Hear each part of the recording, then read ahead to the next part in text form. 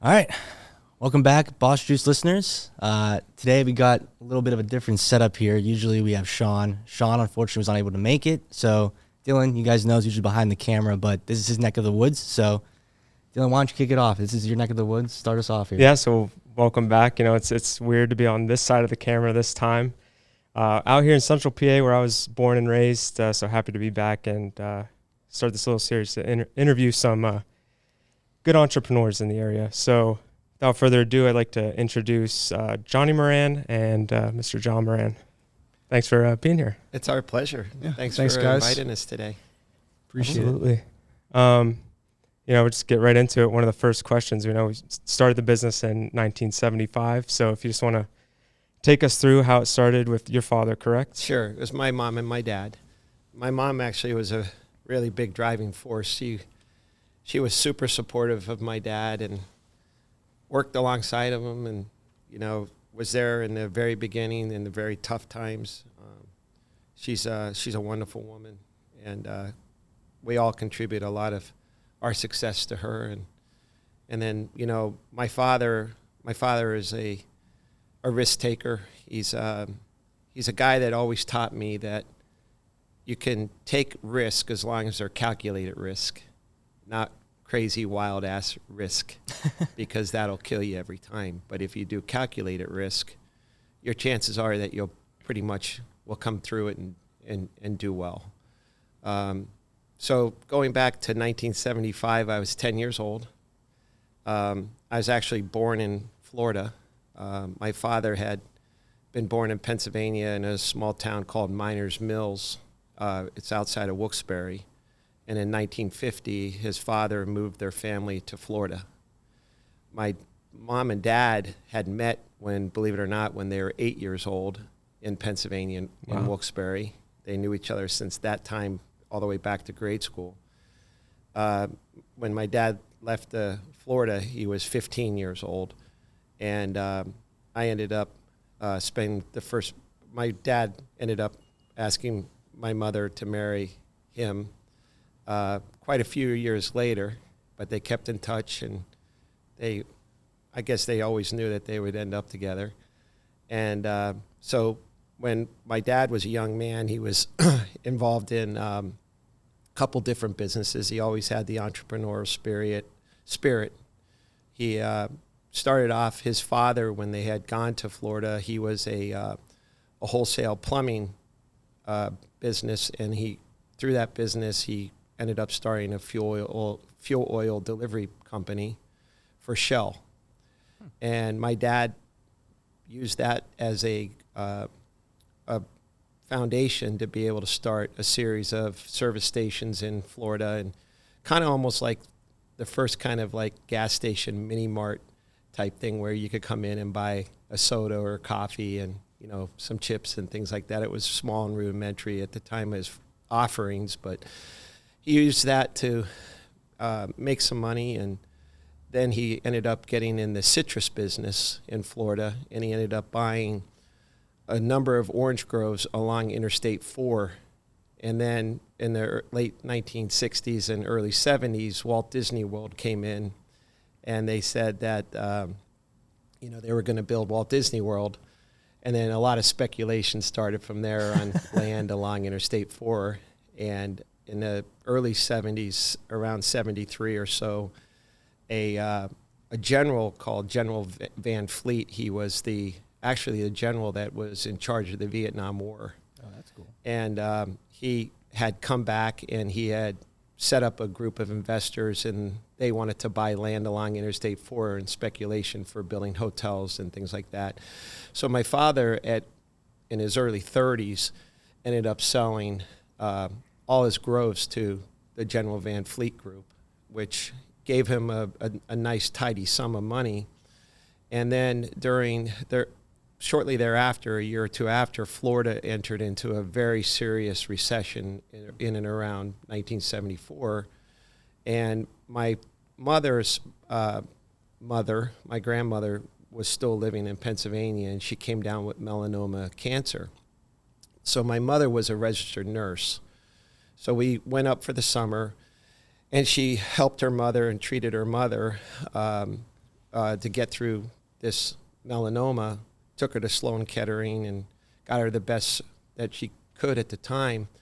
But during that time, my father, we were here for a whole summer, and my father looked up one of his father's older friends from years and years ago, which happened to be a president of a bank in Wilkes-Barre. And he went to talk to him, and he said, he told him what he had been up to, and they got reacquainted. And over the summers, became, would go for coffee and became friends.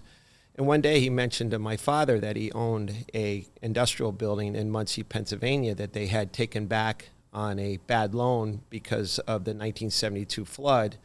There was a building, it was quite a large building, about 200,000 square foot building, and it had been a furniture manufacturing plant, but in 72, it had taken about 3 to 4 feet of water in the building, and they had never recovered. And the bank had to take the building back for lack of payment on the loan. So he's telling my father about this, and my father, had never been involved in commercial industrial real estate. He had never really, even thought about it. But he was a young guy, he had a family, and he also realized that he needed a new path forward because he had also sold his service station business in Florida. So he was like, I need something to do. So he asked his friend if he could go out and take a look at the building. And he said, of course you could go out and take a look at the building. And he said, well, can I get the keys? And he said, you won't need keys because all the doors are knocked off the building. You could just walk right in and look at it. So he went out and he looked at it. He took my mother with him. And he came back and he asked the banker how much he would want for the building. And he told him. And he ended up deciding, well, you know what? We'll see if we can make something out of this building. So that started the first steps into our business, Moran Industries, at that time. So I remember being 10 years old, and at that time school, it was in the summer months, and I was looking to go back to school because we were all thinking we were going back to Florida. And then my mother, her mother had responded well to the treatment, but was far from being out of the woods, was going to require another 6 months or a year even of different treatments and things. So my dad said to us one day, we're not going back to Florida. We're going to stay here and we're going to make a life in Pennsylvania. Both of them had grown up in PA, so it was a natural thing for them to do. And I remember being terribly upset because all my friends were in Florida and my life that I knew was in Florida. So you don't want to be around snow. I had never seen snow my whole life. So the first time I saw snow, I was almost 11 years old. And so we ended up, I went out with my father to see what he had bought, and we didn't know what we were going to do with it. But we thought, this could be something that we could try to figure out what to do. We could fix it up. Maybe we could, even by fixing it up, we thought maybe we could sell it and make a profit, but we really didn't know. But when we got out there, the building still had about 4 to 5 inches of flood mud in it.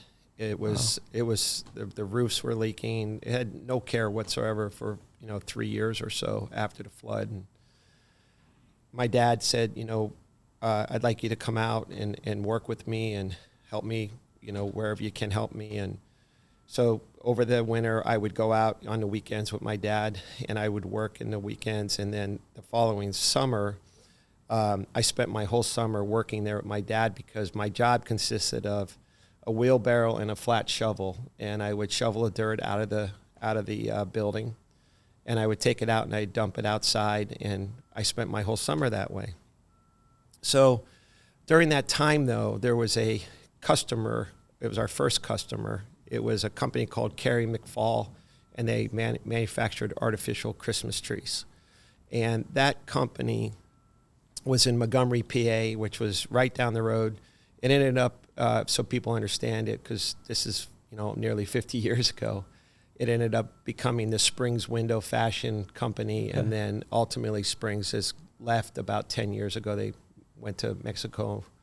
Now I think the building is used by LeClaire Foods for a warehouse operation.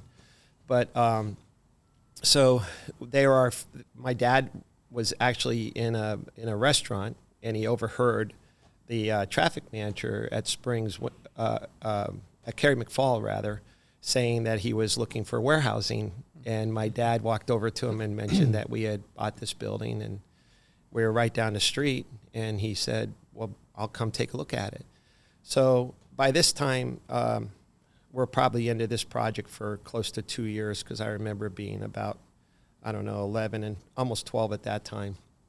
And we first started getting our first products in. So that's where we kind of became a warehousing company. That's how it happened. It didn't happen because we knew what we were going to do. We were hoping for the best. It was a big risk, but it was a calculated risk because my father felt that he had purchased the property at a price that even if things had gone bad, we still could have got our money out. So at that property, I became a capitalist there at age 11 or 12. I had worked for 2 summers with the shoveling the dirt out. And my father, now that we had a tenant in the building and parts of the building, some money was coming in and things were starting to look a little better. And my dad had said that a friend of his had told him that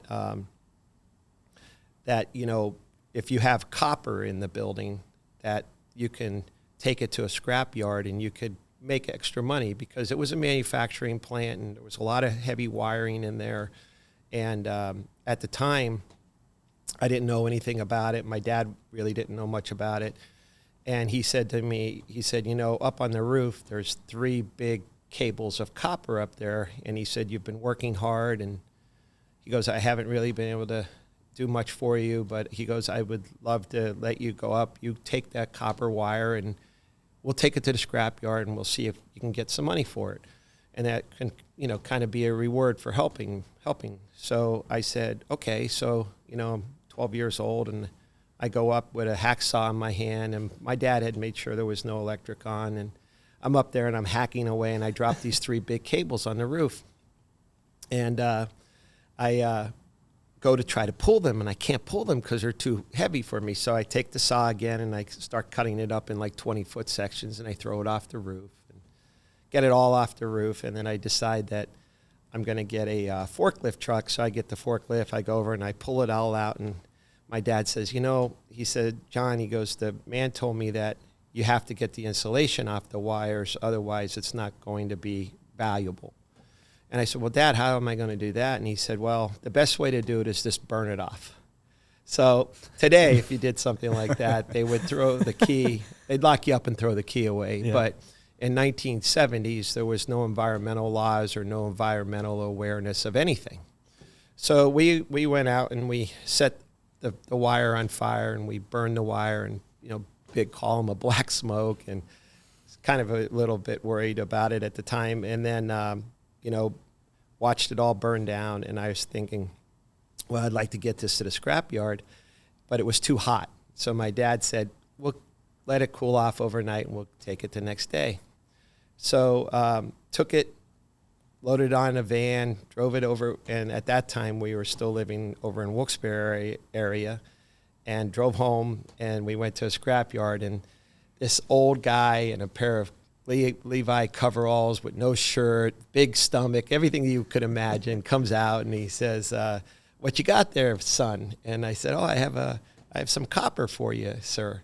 And he goes, well, pull it over here and we'll put it on the scale. And in my 11, 12-year-old mind, I'm thinking I might get $50. That's what I'm thinking. I'm like, this is going to be amazing. So he comes out, he unloads it, and he comes over to me and he says, son, you got a nice load there. And he pulls out a wad of cash and he gives me $800. Wow. Which in the 1970s would be like getting $5,000 today. And at that moment, I became a capitalist. That moment. And I also became a scrapper. I had the scrapper mentality in my head from that moment on. And then, which really served me well for the rest of my life and my business life. Because what happened was, from that start of that one building in Muncie, my dad, during the 80s, early 80s, late 70s, when they had the energy crisis in America and Jimmy Carter was president, they passed the energy tax credit. And what happened was a small company in Mountaintop, Pennsylvania was called Certainteed Insulation. And it was small at the time.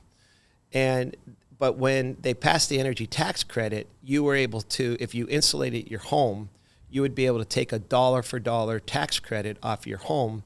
And at that time, energy was so expensive as part of your, compared to your life. I mean, it's still expensive, but it was much more expensive.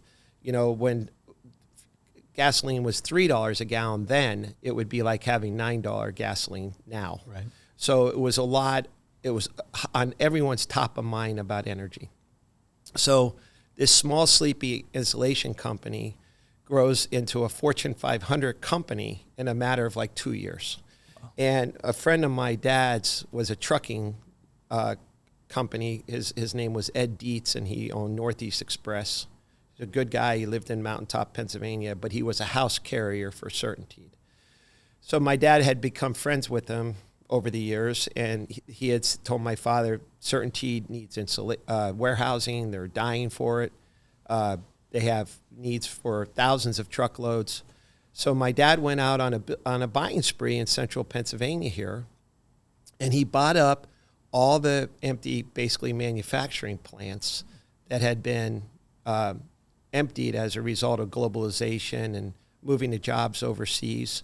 And a lot of the companies had disappeared overnight. And they left a lot of empty industrial space that really wasn't, it was more industrial. It wasn't really good warehousing space, but yet it was usable. So my dad ended up buying these warehouses when nobody wanted them, or these manufacturing facilities, and here all through central Pennsylvania. And he started the warehouse for Certainteed Insulation. And at one point, he was storing about 7,000 truckloads of insulation, which really started the whole thing rolling for the warehousing operations. So then, over a period of time, my dad was getting involved in banking. So he had a small bank in Nanticoke National. It was called Nanticoke National Bank. It was right outside of Wilkes-Barre, Nanticoke, PA. And he was invited to be on a board there because he did his banking there and such. And he ended up being on the board. He ended up acquiring stock in the company. And then after he had almost all of the stock of Nanticoke National, a company called Guarantee Bank Corporation came in to purchase Nanticoke because they were a larger bank out of Philadelphia that was on a mission to buy up all the small regional banks and then roll them into one larger bank. So my dad kind of, at that point, spent most of his time on that project, and he ended up getting on the board of directors of Guarantee Bank. And then Guarantee ended up getting themselves into some financial indigestion because it was a group of a lot of Philadelphia lawyers and Philadelphia businessmen that were not really keeping their eye on the ball, made not some great loans. Some also made some loans to friends and families, and before they knew it, they were starting to have trouble. And then my dad was in a position where he kept buying Guarantee Bank stock, and then he would be able to one day eventually get a majority of the stock, did a reverse stock split, took the company private. It was a NASDAQ-traded company. Oh, wow. So all of that, while he was doing that, I was in school, I was in college, and the warehousing side of the business did not expand. Certainteed did not need as much space. So he started selling off all of these assets, these old manufacturing plants that he had bought in the 70s and early 80s, and he was able to sell them for a premium price because the economy had started to recover at that time under Ronald Reagan. Interest rates had dropped. Energy prices had dropped. People were more interested in doing some manufacturing and stuff. So at the end, by the time 1988 came along, I was coming out of school. I had met a girl that 4 years previous, which ended up being my wife, Ann. And we knew we were getting married. I was engaged, and my dad said to me, John, you know, you could do a couple things with your life. He said you could go out and get a job and work in a company, or he said, I have one building left in Watsontown, Pennsylvania, and he said, or you could go out there and see what you could do with it. So I took my fiance and we drove out to Watsontown, and the building had been, it was Zenith Electronics that had left the building and sold it to my dad in November of '83. And so the building had been not really done much to it at all. My dad had used probably a third of it for warehousing because he never got to the point where he needed the whole building. And when I arrived, there was a couple of buildings that had a couple holes in the roof that you could literally drive a Volkswagen bus through. I mean, there were big problems with the facility. Was there any copper wire up there? There was a lot of copper wire, a lot of copper wire. And so I said to my wife, I said, you know, what do you think we should do? And she said, you know, I love you. I'll follow you anywhere. And she goes, I have faith in you, and I know what you can do. I know that we should try this. So we for the first year, I got married in February of '88, and I started here on March the 3rd, 1988. So I think I'm almost on my 36th year here in Watsontown. And I drove the first year from Wilkes-Barre, and then my wife and I moved out to Lewisburg in May of '89. So then I started. I was 22 years old when I started on my first day. And I looked around, and honestly, I really didn't know what to do at first. And I just started thinking, well, the best thing I could do is try to clean things up. So I started to clean things up. There was a lot of scrap, a lot of garbage, though. I think in the first 2 months, I filled like 150 plus 30-yard dumpsters of debris that was on the site. But at the same time, I needed cash flow. We had two tenants in the one building, building number one.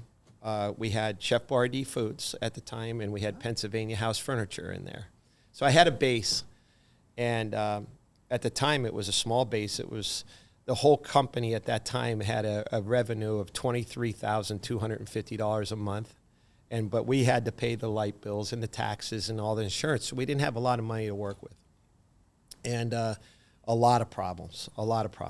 So I started cleaning, getting rid of the junk, trying to convert the scrap into money to help get cash flow, which I did a lot of scrap, kept me going. And then at the time, I got lucky on two fronts. Chef Boyardee Foods, which is right down in Milton, PA, it's 4 miles away, they were just entering into the microwavable food business. So they had always been a can company for, all of us probably ate Chef Boyardee when we were growing up. At least in my generation, we did. I'd come home from school and I'd crack open a can of I still love spaghetti. Chef Boyardee ravioli. It was great. So, but they went from the can business and they started making microwavable cups. And the cans always stacked 4 high in the warehouse, so they would use a certain amount of warehousing space. But the cups only stacked 2 high. So it really became a consumer of space. And as fast as I could clean the space, they would follow behind me and fill it. So it really helped me. And then Pennsylvania House at the same time, their business changed. They were purchased by Lazy Boy Corporation, and Lazy Boy brought in some new product lines and some other things. And they ended up taking another couple 100,000 square feet of space too. So before I knew it, after 2 or 3 years, I had most of the facility full of product.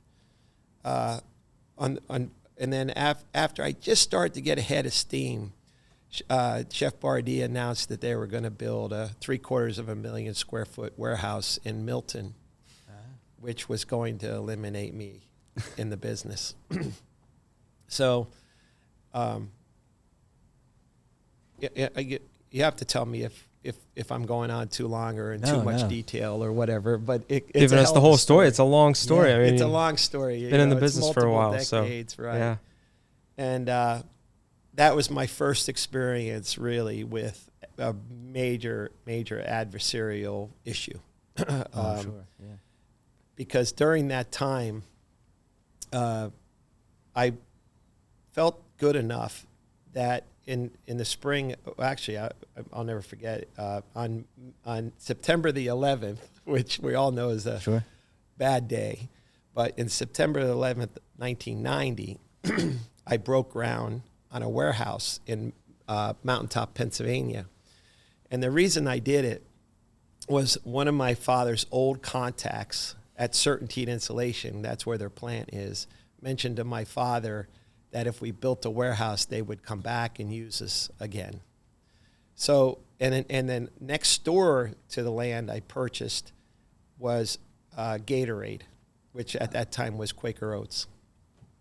So we, knowing what I know now about construction, I had to have a screw loose in my head to break ground in Mountaintop, Pennsylvania on a wooded site in September of the, in the month of September. Sure.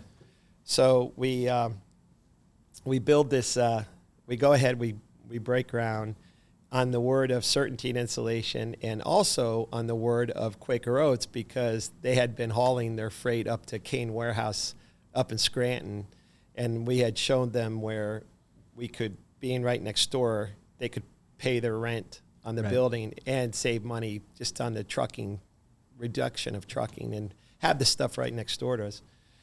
So we go in, we break ground, and we're building this warehouse. So we clear all the trees. It's 25 acres of trees we clear in September and October.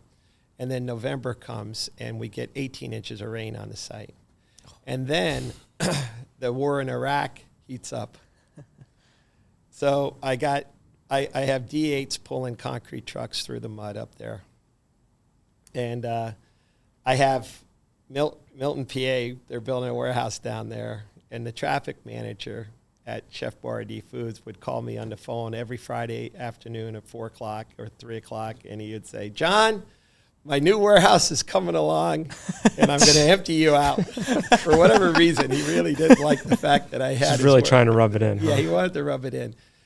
And then I had 18 inches of rain on top of it. And then one Friday afternoon, about 30 minutes after I got the call from the guy in Milton, I get a call from Quaker Oats, and he tells me, "We're not going to use you next year because corporate says they're worried about the war, and we aren't going to build an inventory." So think about that, fellas. You got this big project out here, and you got your biggest customer telling you they're going to empty you out, and then you have a speculative venture going on an hour and a half away up on top of a mountain that is just nothing but, I called it, I think I nicknamed it Bosnia-Herzegovina because it was that bad with the mud. So those are stories that remind you. I haven't thought about it in a long time, but they build your mindset to get tough. Yeah. And you got to be really tough if you're going to make it in business. Yeah. You have to have the mentality that you're going to get knocked down. You're going to have days where you just wonder, you're almost sitting there, you're actually talking to yourself a lot of times. Yeah. 2 a.m. looking out windows.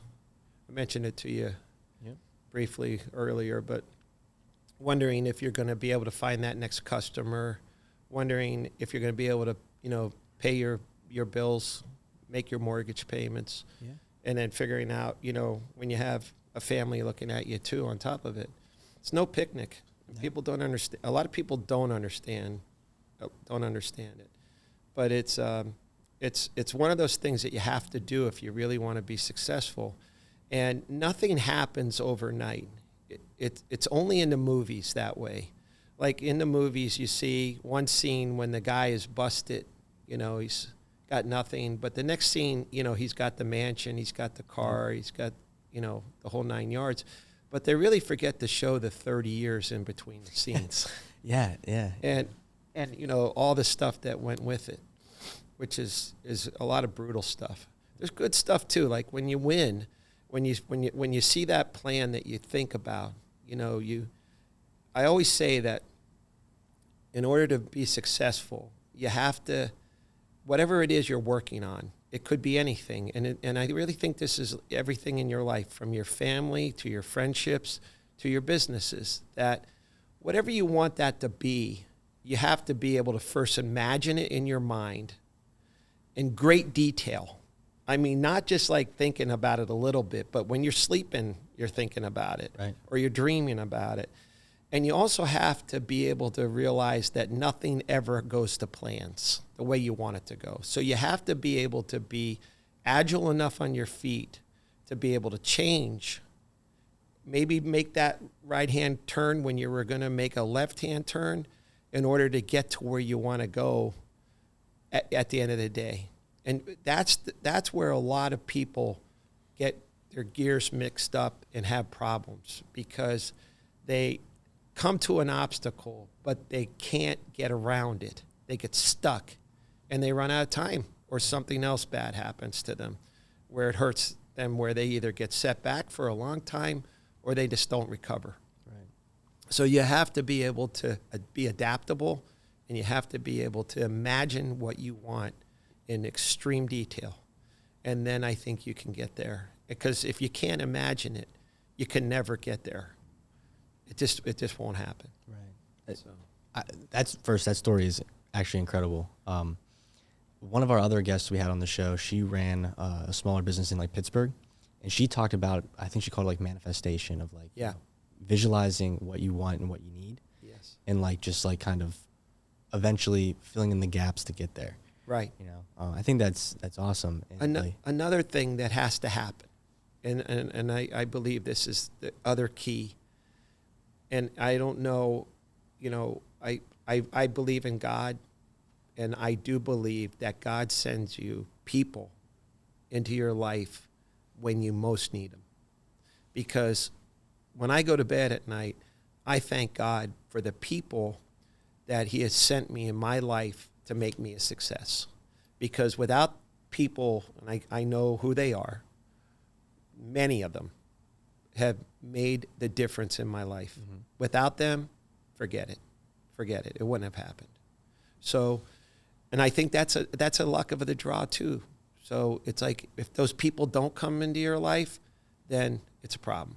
But if you're lucky enough to have those people come into your life at the right time, it makes all the difference. So there's been a lot of people that I didn't know where to turn, or I had a problem, and out of the blue, somebody came up, and it just was almost, to me, I used to think, wow, that's almost like a miracle. That, you know, that this person told me what I needed to do, or showed me a different direction. And it gave me a lot of hope and a lot of strength, and it gave me some courage too, because I just always felt like, you know, I didn't know why I was being successful, but I knew that it just wasn't me. It was something else that was helping me to be successful. Mm-hmm. So, and now I think to myself, you know, what am I going to do with it to try to help people? And I think, well, every time I hire somebody, or every time I build a new building, or every time I do a project, I'm helping people, and I'm making a positive difference. That's what I look for. That's what motivates me, is to try to figure out how I can make this area we live in better, mm-hmm. and help people. That's it. And of course, money makes all that possible. Without it, you can't do the things. Sure. But that's not what motivates me. What really motivates me is being able to build a business that is providing value to the community and people in general. And now I have my son. I've been doing a lot of talking, but now I have this guy. It's Johnny's turn. We're gonna hit him with some questions now. Which is, no, that's great. I've heard that story many times, but I love it. It actually kind of makes me a little emotional, because it's so true. You know, I've had an amazing luxury in my life, in that I get to work with my dad, but he's also my best friend. He's my mentor. He's my coach. And it's cool. I started here at a young age, just kind of the same way he described with his dad, just following him around, asking questions, pushing a broom, learning about equipment, learning about buildings and structures and how do they work and, flows. And then I think, too, a big thing about he just touched on, which is huge and really at the root of our company, is you're an optimist. You're looking to add value. You come to work even when you're having a tough day. You look for solutions. You be flexible. You be nimble, and you lead that way. It's very contagious, and I think you're very blessed when people come into your life. As my dad said, but I think a lot of that has to do with the culture you build as a leader in your company. And my dad's been here for 36 plus years. He's built an amazing culture where people want to work here, people want to be part of the team, because we have that shared vision, and it's a positive one. It's not, like you said, it's not just about growing the business or making money or the profit that quarter. It's, okay, what are we doing to make a difference? How are we moving the ball down the field? What impact are we making at the ground floor for our people, but also in our community, for our clients, and at large? So that it's that 30,000 foot view. It's not just, okay, we're doing logistics, we're doing warehousing, we're doing trucking. It's what's the impact here, what's the mission, and what are we doing today to get there? Right. So, growing up, did you see yourself being a part of the family business? Did you want to do anything else? Yeah. So I grew up here, and then I went to college in Washington, D.C., obviously very different than Central Pennsylvania. A little bit. I went to a very international school. I lived in the city for 4 years. I got exposed to a lot of different things, but really I always knew in the back of my mind that this was so much more to me than a job. And I tell my wife now, I've been married for a few months, and I come home and I always tell her about my day, and I get so much fulfillment and so much joy out of the work we do because it's meaningful. I get to come to a place and work, quote unquote, where I get to do meaningful work that matters to me. I get to work with people that matter to me and build meaningful relationships. And you get the satisfaction from that. It's not just a paycheck. It's not just a task. You can stand back, and we do it every year. We look at our photos. We take photos, and now at our company we have a creative department which is doing video documentation and things like this, actually, because we look at this stuff and we're like, remember when we did this? Remember when we did that? And when you stand back and you look at a month, a year, or 5 years, like I'm going on 6 years full time at the company, and I say to my dad all the time, look how far we've come. Look at this achievement. Look at this project. Look at the growth. Look at the improvement. And it's that's the part. Well, it's great to look back on that because it's motivation for the future too. And that's the difference. Like you said, was I ever not going to come here? Like the answer is no, because it's so much more than just a job. It's like, this is our legacy. This is our name. This is, that the ability to put your name on something and make it your own every day, making those little conscious efforts. It's one of the coolest things ever. And for our audience too, you're now the third generation. So right. Hopefully continue that legacy for more generations to come. Yeah. And it's fantastic too, because, obviously I work with my father, but then I talk to other people who work in family businesses, which is a fantastic network. There's a lot of people out there that do similar things, and you brainstorm, you talk about your ideas, you find community in that. And it's the most unique thing. It's so much different than a corporation or working at a big company. Oh yeah. It's really cool. That's awesome. I think that the documenting part, like looking back, is super interesting and cool, because I think as like leaders, you could probably relate, where in my entrepreneurial journey, I always look back and I'm like, you're so focused on the current present. Like, how do I get things operating and done today? What do I have to do for the next year? And you never look back. And I find myself almost being hard on myself, saying like, did I accomplish anything? Did I get anything done? And you're right to like look back and say like, look what we did. Look where we were. And it's like, even if it's like small little steps, it's so rewarding. It is. And I didn't say it earlier, where I mentioned about people in your life. Johnny mentioned Johnny and I are best friends, and I had that same relationship with my dad. And it was such a learning experience to be able to learn from him. Saved me from making a lot of mistakes, which I'm trying to get what I learned from my dad and what I learned from myself, trying to download that into his mind. And I find it, like, to me, without a doubt, the most valuable thing is the relationship that I have with Johnny here every day, the time we get to spend together. And, you know, and then just watching my son grow into a fine young man that our customers really, really have a lot of respect for, and our people that work for us also have a lot of respect for. And I just want now, you know, as I get older, to watch, you know, what Johnny's capable of and what he can do in his lifetime. And so I find my excitement is coming to work every day and watching my son now really step up to the plate and do the right things for the company and for the people that work for us. So I'm proud of him. Very proud of him. Yeah, That's awesome. we had a lot of fun. We do. So. As we can start leaning toward the next generation with yourself. Right now, you're the VP of operations, right? Right. So what do you do on a day-to-day basis? A little bit of everything. So I kind of jump around. I do a lot of stuff hands-on. I usually start my mornings checking in with all of our managers, understanding what's working that day, if there's issues with customers or last-minute requests. You know, we are a third-party logistics company, and I think a big key why we're successful is we're flexible and we're dynamic, and you know, our motto is whatever it takes, and we don't just say that. We don't just put it on our shirt or on our truck. We embody that. We live that. So in our business, especially with our customer base, it's very dynamic, and you have to be flexible. So every day there's usually things that come up where you have to make a change or, you know, allocate a staff or labor elsewhere, equipment. So a lot of times in the morning, that's what I'm doing. I'm getting here early and making sure that everything is running smoothly from an operations on the ground floor perspective. Okay. But really, I try to understand, this is what my dad has done, and I think why he's been so successful is he has a working knowledge of everything we do at the company. So we have a part of our company that actually builds all of our own warehouses and our own facilities. So we project manage all of our own construction. So right now we're building our Allenwood distribution center. When finished, it'll be 1.5 plus million square feet. So I spend a lot of time at the site talking to our team there, really understanding how that construction process occurs, which is a competitive advantage for us.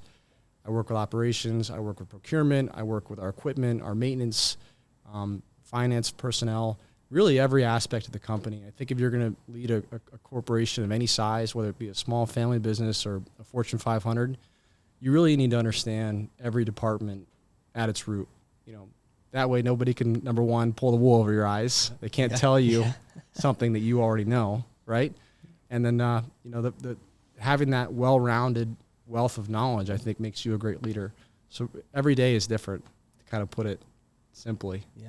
I think I have to reiterate what you said about making sure no one pulls the wool over your eyes. Yeah. I got burned this year, actually.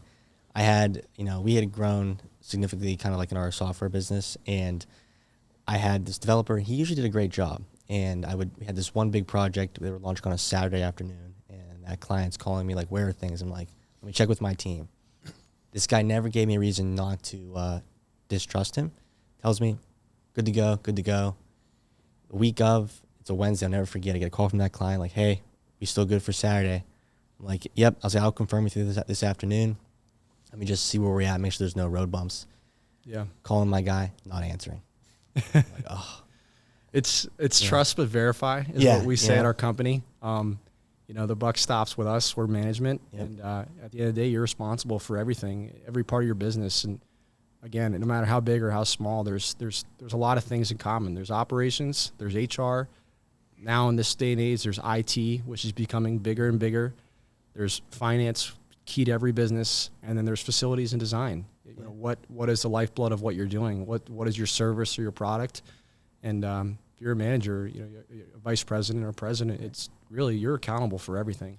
Yeah. If you wouldn't mind actually talking about that a little bit, where like, how do you manage sort of like I'll use the term stress, you know, like, cause like, I don't think people realize I just, before we kind of started, I was kind of explaining you know, how I've had this, I feel that people think that people who run a business or own a business or manage people or in charge is just like, it's easy, you know, like, oh, like they make money and they're just, you know, they can do whatever they want. It's like, no, you are constantly thinking about it. Like I've lost sleep over things. Yeah. Do you want to start with that one, or do you want me to go Yeah, first? I think that stress management doesn't happen overnight. So I remember being a young guy, you know, when I first started, you know, never being able to sleep and always being full of anxiety because I'd go home at night and I know I didn't get enough done. I know I would be walking in the morning with a lot of issues. So it was never a peaceful time. Mm-hmm. And I used to mention to my wife, if once in a while, I'd call them moments of peace, where you just live for those too, by the way. Yeah. Like you would get, you could be just sitting somewhere or you could be driving or something and you get a moment of peace and it might last for 15 or 20 minutes where you feel good. Yep. But then, boom, you're right back into it. So even like I remember thinking when I was in my 20s, I learned a valuable thing, though, that 24 hours is a very important number. Never make a decision. If something bad happens, never make a decision until 24 hours passes. If you can, if it's not a life and death issue, because 24 hours can change a lot of things for you. And a lot of times it's a positive. So I got to where I live by that. I don't allow myself to let a certain, like it takes a lot now to get me to where I would consider myself at a stress level. I could take a lot of things thrown at me at once. I could juggle a lot of things without feeling too stressed. But stress will kill you, number one. It's not good for you. Sure. It ages you, you know. But if you're in business and you're looking to grow, you got to live with it. Mm-hmm. And you never get away from it. I was thinking in my 20s, boy, by the time I'm this age, I'm going to be no stress. Right? But I still have high levels of stress because number one, I have all of this on me ultimately, as Johnny said, you know, it stops at the management. Mm-hmm. And number two, I worry about this guy because I see what he has to carry and I worry about, you know, his future and primarily what's going to happen. A lot of what's going to happen in our country bothers me deeply, mm-hmm. you know, with you know, is the way that the money's being devalued, the inflation we're facing, how that's going to impact our businesses. So I think it's just a normal thing that if you're in business, you got stress. That's it. You're not getting away from it unless you wanted to say, okay, I'm done. But who wants to do that? No, it's not fun. You know, it's like a game. You know, right. That's the thing. It is a game. Right. And there's a couple things, I don't want to interrupt, but there's on the top of my mind that I think are really great to talk about. We have a friend who's a very successful businessman. I won't mention who, just for privacy's sake, but I asked him this question, you know, when you get to a certain size, how do you manage the stress? Like, how do you manage all the people, all the operations, especially if you're in different regions or communities or even countries? And the first thing he's told me, this was a couple of summers ago, he said, get a plan or else you'll be part of somebody else's plan. And that really resonated with me because you can apply that to anything. If you have a problem, if you have a challenge, if you have an objective, no matter how big or how small, step number one, get a plan, right? Otherwise, someone else is going to roll right over you. Yeah. As brutal as it sounds, whether intentional or not. And then the second thing I think is really important, and it sounds really trivial, but it matters, is make yourself lists. Be accountable. Set goals every day. Little goals that are achievable that morning, that afternoon, that night, that month, that quarter, that year, that decade. I do it every single night when I'm sitting in my bed thinking about what am I doing tomorrow. I'm writing down a note, usually on a notebook or on your iPhone. It sounds really simple, but it works. It takes stress off you when you do it. And then when you cross it off, how good does it feel? Right? It feels good. I agree. That's two little Yeah. things you can do right there to help with that stress, I think. You know, it doesn't fix it, but it gives you a framework. It helps, yeah. Yeah. Those like you said, moments of peace. Mine, by the way, are airplanes. If I'm on an airplane, I turn my airplane mode on. I don't buy the Wi-Fi. I sit there, read a book, and it's just like That's I know when nice. I land, like there might be issues, but It'll be there. yeah, it's like it's peaceful. Yeah. So I get to deal with that on a consistently weekly basis. There you go. So going back to the logistics business and all the warehouses, why has Central PA been a good idea? I was telling him, because he's, Yeah, I'm not he knows from around Pittsburgh, here. that's it. I know here, but, as far as drawing a circle around Williamsport area, it's dead center of all these big metropolitan areas. Well, if you look at, right, that's right. So if you look at where we're sitting here right now, you have Interstate 80, which is your major east-west route, goes right across the whole United States. And then you have Route 15, which is your north-south, it's the AmCan highway. And then you have the Norfolk Southern Railroad running right through the middle of the valley. And then you have some other smaller railroads that are in support of the Norfolk. And from right here, you can hit 60% of North America's population in an 8-hour drive. So, Pennsylvania is an ideal spot for logistics. I think Walmart, which, I think they have 7 or 8 million square foot plus distribution centers in Pennsylvania alone. I did not know that. Because of the ability to be able to hit that much of the population density in such a short period of time. So I think that's what's building it. Now, this region here traditionally has not been a known logistics area. What you have in the industry is you have a lot of consultants out there that consult to these larger companies. And over the years, they were pushing Allentown and they were pushing Harrisburg and those areas. And it was easy for them to do it because if you were XYZ company and you came to them and you said, I'd like to tell me where I should put my warehouse. Well, they had done a report for ABC company and they just rip off ABC's cover and they put XYZ cover on and hand it to them. So it was an easy thing. So there was no resistance and this area wasn't really known. So there was not much of a market here. And then the other problem is that you had a declining manufacturing base in the region. So if you didn't bring customers from the outside, it was difficult. But what has changed now, and a lot of it was a few things. The larger metropolitan areas have gotten extremely expensive to do business. Land costs in those areas reached as high as $500,000 an acre. And then there was a lot of not my backyard groups that didn't want any more large buildings built. And then a lot of regulatory issues also prevented a lot of the larger buildings with stormwater management and things like that, land use issues and zoning requirements. So a lot of companies started realizing that they needed to find new areas to do business. And also they had not enough workforce in some of those areas. Very difficult to retain workers. They would walk across the street to the next warehouse and leave you for 25 cents an hour after you spent months training them, that kind of thing. But really what has accelerated our business and this area was COVID. So what we saw happening was that, we had our people at our company, we never missed one day of operations for COVID. And our workforce is a good workforce. People really didn't get as panicky as they did in the large areas like Allentown and New Jersey and even in Harrisburg region, but to a lesser extent. But a lot of companies literally just couldn't ship product. Like people just didn't show up. And they had orders, and a lot of orders were coming in because of people staying at home, not being able to go out or whatever. So we were getting phone calls with, can you take product tomorrow? Literally. Wow. And we were like, yeah, we can, because we have people and we have, facility.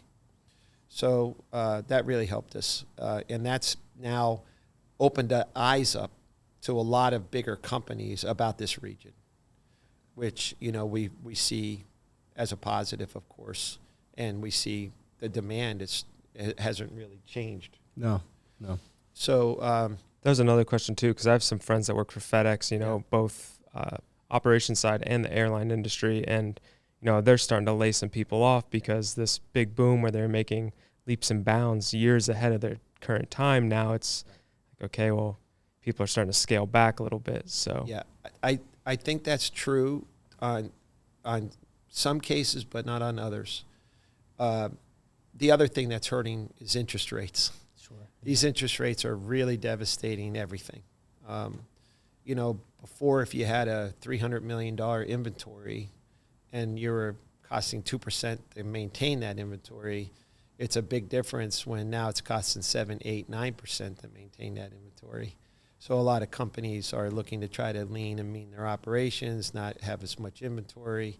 So that does have an impact. But what's happening, though, is that in the 3PL logistics business, there's going to be more companies that do not want to necessarily be exposed to going through another like COVID with their employees and everything else. So they're looking to outsource their functions, which is if you can provide them the technology, the transportation, and all the handling and the customer service aspects, then we in particular we see no slowdown. We're just seeing additional needs. That's why we're building another facility. And we just opened up another 670,000 square foot facility in October in York. So we have not seen any material slowdown in our businesses. Our phone is still ringing. We're still seeing people that have a need for logistics services. I think where you're starting to see, like you said, FedEx, for instance, a lot of that is e-com. So that has slowed down because the consumer has slowed down because, once again, interest rates are starting to impact. And now you're starting to see some layoffs and other things. And a lot of the COVID stimulus money has been spent. But, we concentrate, and I've done this purposely, is we try to concentrate on companies that they might not be sexy, where it's like we concentrate on companies that are food companies, consumable good product companies, because even in a good economy or a bad economy, they might not go way high, but they won't go way low. They're just more steady. Mm-hmm. And years ago, I did business with Corning Glass, and I provided the warehousing services for their television screen plant in State College. And it taught me a big lesson because their business would fluctuate with the economy significantly because it was basically disposable income buying TVs. It was cool to say, oh, I store flat screen TVs or whatever. Like I said, it was something that you could talk about instead of I store a can of, food. Right. So, when that plant also was a victim of globalization and it closed and, we lost that business, whereas we try to target people that are, making products that are going to be used every day no matter what. Right. I know, Johnny, when I first talked to you, you said there was, I think it was 80 or 90% chance that something in my refrigerator has been in one of the warehouses. If you could maybe expand on that a little bit. We've touched at least one ingredient that's gone into it. Okay. So pretty cool. Just like my dad said, we do target by design those customers those customers that make things that everybody needs, no matter what. Yeah. Yeah, it's a pretty interesting fact. It's pretty cool. I think, and that's like one thing you can only learn from experience too. Like you said, like you learn the hard way, unfortunately. But right. Yeah, it's like, I mean, even I parallel to my business with like software. I always hated being like subject to someone else's business. Like my first business I ever started, it failed because I was dependent on data from Facebook. And Facebook got in trouble during the 2016 election for the Cambridge Analytica scandal. And when they pulled data, I woke up and like data was gone. And it was like, how do you recover when you're at the mercy of like someone else? So, Right. It's like taking those calculated risks, like you said, to ensure that your business can kind of go forward is right. You only learn it the hard way, unfortunately. Got to kind of getting long on time here, so I just right. want to try to wrap up with a couple somewhat rapid fire questions. Sure.